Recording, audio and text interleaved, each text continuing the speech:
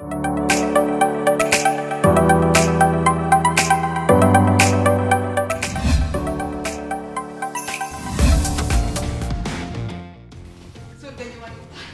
wanita, alhamdulillah ya bisa aku wujudkan sendiri gitu. Sebenarnya balas dendam sih, di rumah aku yang dulu kan nggak ada space, jadi sepatu-sepatu aku, tas-tas aku pada rusak gara-gara ditumpuk-tumpuk.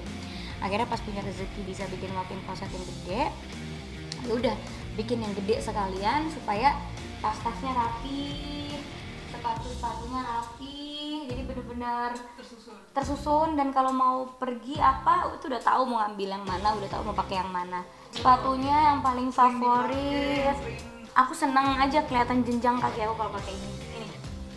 Ini juga nyarinya susah banget karena ini warna-warni gitu kan. Aku waktu itu belinya nggak di sini. Sebenarnya gampang nyari model kayak gini di Indo, tapi warnanya tuh agak susah.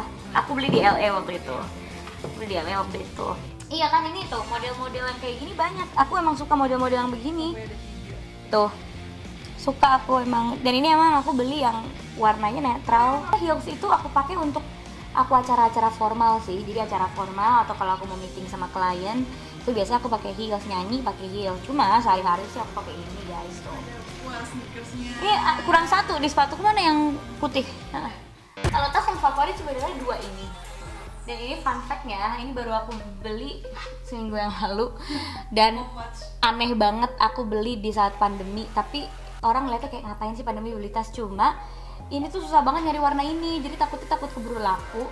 Jadi udah deh aku beli, aku simpen dulu, nanti setelah pandemi baru dipakai. Terus ini juga favorit aku, ini aku beli untuk diri aku sendiri di saat aku ulang tahun. Jadi di saat aku ulang tahun aku menghadiahi diri aku sendiri dengan tas ini.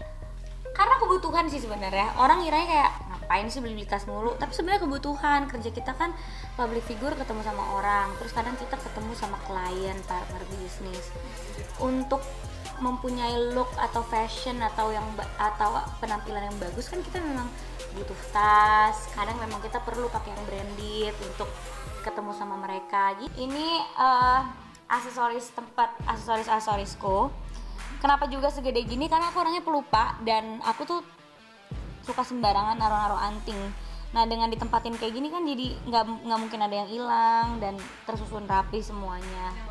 Ini juga dua section gitu, ini yang bahan dasarnya gold, ini yang silver, jadi yang warnanya silver gitu. Suka semua sih, cuma yang paling sering aku pakai paling gini nih, yang bulat gitu atau yang gini. Aku juga beli doang, tapi in real life-nya aku juga jarang pakai. Ya sebenarnya aku sering banget mendengar omongan kayak ini suka sama lo tapi nggak jadi ngedeketin karena minder, atau Pri lo jangan terlalu gini nanti cowok minder. Aku capek sebenarnya denger itu karena apaan sih gitu. Iya, tanggapan aku sih kayak apaan sih gitu. Aku bisa membangun rumah ini itu bukan dalam waktu yang instan dan singkat, dan banyak banget pengorbanannya. Tadi hidup aku sebagai remaja normal itu pengorbanannya. Tidur, aku jarang banget tidur bisa 8 jam tuh jarang. Orang belum ngerasain mental breakdown, aku udah ngerasain gitu karena udah memikul tanggung jawab orang dewasa di saat aku masih remaja gitu. Jadi butuh perjuangan dari nol banget baru aku bisa kayak sekarang. Jadi sebenarnya cowok mah nggak harus minder. Kalau minder sama apa yang aku capai itu nggak banget, tapi kalau minder sama perjuangan aku boleh minder gitu. Aku malah capek kalau dibilangin sama orang, ntar cowok takut loh, ntar cowok minder, ntar terintimidasi. Kenapa sih harus kayak gitu? Emangnya kita sebagai cewek nggak boleh mandiri? Aku tuh yang penting tau gak? Yang penting anak rumahan dan saga pak udah.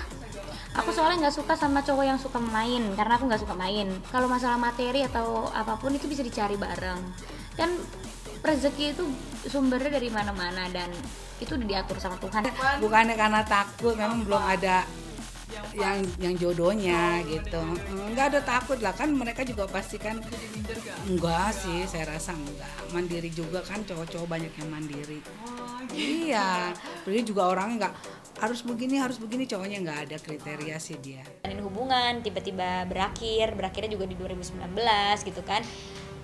Ya tau lah gimana rasanya ya kan, menjalin hubungan yang lama terus tiba-tiba nggak cocok berakhir. Itu kan juga mempengaruhi suasana hati, mempengaruhi pikiran. dan menjadi bahan pembelajaran aku juga untuk 2020 bagaimana nanti kalau mau berhubungan sama orang. Aku 24, semua teman-teman aku udah pada nikah. Iya, nah itu dia. Iya, aku mah nggak apa-apa, aku single sendiri deh di antara mereka yang sudah menjadi istri-istri gitu ya. Enggak sih, aku pengen nikah umur 30 aja nanti. Iya, ikut suami, mau suami rumahku, mau suami nanti rumahnya kayak gimana, kayak aku ikut aja. Karena menurut aku memulai ini dari nol kok, aku ngerasain hidup susah. Sebenarnya ya mau juga, namanya orang tua ya, itu sudah manusiawi ya. Cuman kan balik lagi jodohnya belum ada. Dia tuh anak yang pekerja keras ya, pekerja keras, jadi dia ambisi. Iya, ambisius. Jadi dia mau ini ya, dia harus tercapai. Makanya tuh alhamdulillah dia tuh dengan ambisiusnya dia ya, alhamdulillah lah. Memang tapi dia memang baik anaknya gitu, nurut lah sama orang tua. Ya dengan tadi yang dia ambisius itu, jadi dia tuh sambil bekerja sambil belajar. Kalau di rumah tuh kalau lagi off ya, dari pagi tuh sampai malam tuh dia ya belajar, ya meeting Zoom, ya apa segala macam. Gitu jadi dicampur tuh dia sampai malam. Ya alhamdulillah dengan kerja keras dia gitu ya, nilainya juga IP-nya bagus, alhamdulillah. Ini bagus, saya juga bangga. Parah, aku ambisius banget, makanya pokoknya aku harus dapet A, itu ambisi aku. Jadi belajar pun ambisinya karena punya target, gue harus dapet A, gue harus dapet nilai segini, jadinya. Dan A itu kan bukan cuma sekedar nilai ya, tapi ada usaha-usaha di baliknya. Jadi ya memperkorbankan waktu tidur, mengorbankan waktu main gitu. Kakak yang baik, nggak pelit, sering dipalakin soalnya. Terus baik, nggak pelit, terus ingetin adanya yang baik-baik sih sebenarnya, untuk nggak ke hal-hal yang negatif. Karena saya bandel.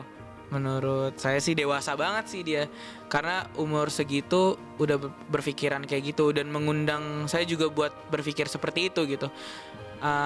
Artinya kalau yang dilihat sih ya emang positif banget, dan menurut saya juga anak zaman sekarang harusnya berpikiran seperti itu gitu, karena yang dijalanin kan untuk masa depan, bukan untuk hari ini dan kemarin gitu kan, gitu sih.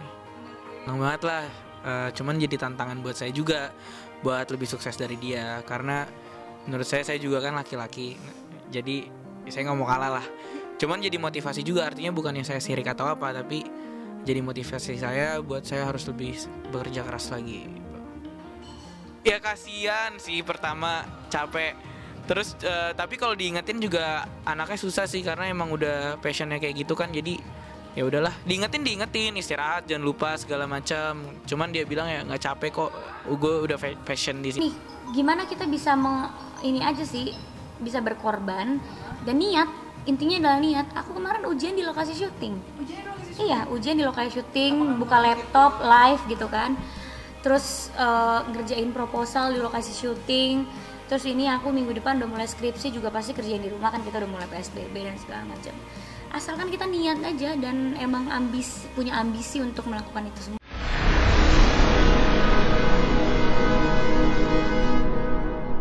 Jadi jangan lupa untuk subscribe Cumi Cumi. Ditekan ya tombol lonceng merahnya.